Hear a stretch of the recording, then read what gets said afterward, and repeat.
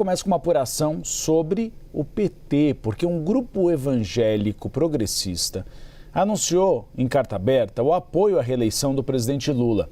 O documento da Frente Evangélica pelo Estado de Direito, que é um movimento formado por pastores e teólogos de todo o país, ressaltou que a reeleição do presidente está alinhada com valores cristãos e criticou a candidatura do senador Flávio Bolsonaro do PL, a quem se referiu como vinculada a um projeto de autoritarismo e de benefícios dos mais ricos.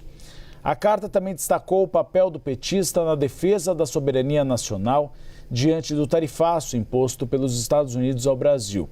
O movimento religioso ainda observou que o apoio político, abre aspas, não retira da frente a sua autonomia e capacidade de diálogo, fecha aspas. Na tentativa de reverter um desempenho negativo, o candidato à reeleição iniciou um movimento de aproximação com o segmento evangélico.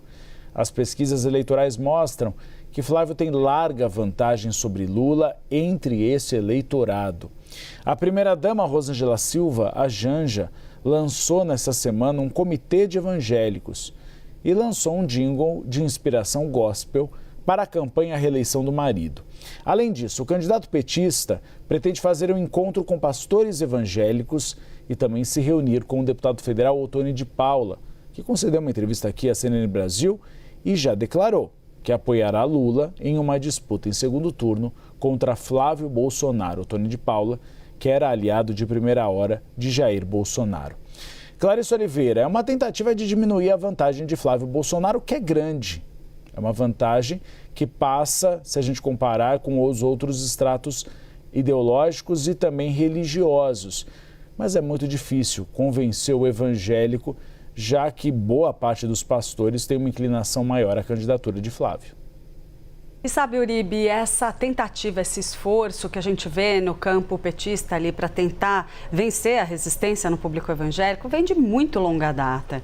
A gente viu isso acontecer nas últimas eleições já. Para se ter uma ideia, tem ali relatos diversos que vieram ao longo do tempo de esforços da gestão petista de campanhas passadas para até contratar grandes consultores, especialistas em religiões, para tentar compreender, aprender como dialogar com esse público e reverter a resistência que a gente tem atualmente junto a essa parcela do eleitorado.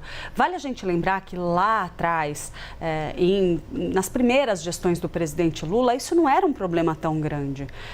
Claro, não havia necessariamente aquela afinidade tão grande, aquela coisa tão afeita junto a esse público, mas não havia uma resistência e havia uma relação muito positiva com alguns pastores, com determinados setores da igreja evangélica.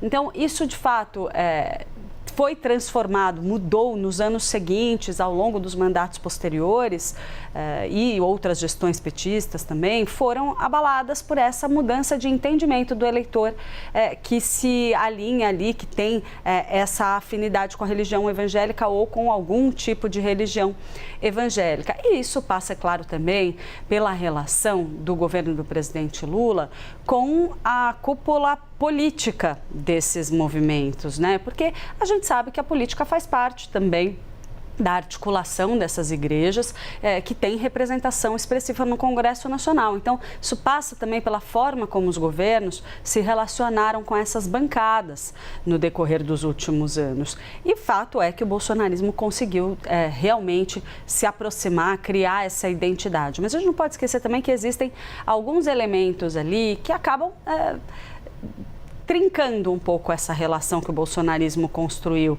com o setor evangélico. Uma delas é essa briga que a gente vê, essas tensões que ainda persistem na relação entre Michele Bolsonaro e Flávio Bolsonaro, por exemplo. Lembrando que Michele hoje é uma expressão muito grande do relacionamento do bolsonarismo com esses setores da sociedade.